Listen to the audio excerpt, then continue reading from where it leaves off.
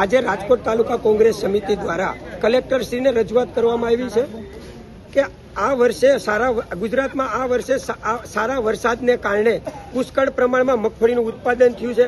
અંદાજિત 70 લાખ ટન મગફળીનું ઉત્પાદન થયું છે, જેના વિપરીત કે આજે મગફળીનો ભાવ એક સામાન્ય આપણે ઓપન માર્કેટમાં 1000 થી નીચે છે, તો સરકાર દ્વારા જે ટેકાની મગફળી ખરીદી કરવામાં આવે છે એમાં 9,31,000 લોકોએ ઓનલાઈન રજીસ્ટ્રેશન કરેલું છે.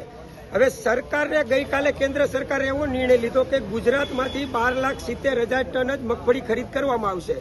તો તમે સીધું 9,31,000 ખેડૂત અને 12,70,000 ટન મગફળી બેની સરખામણી કરવામાં આવે તો એક ખેડૂત દીઠ 68 મણ જ મગફળી ખરીદી શકાય, જે ખેડૂત માટે એકદમ નિરાશાજનક નિર્ણય છે.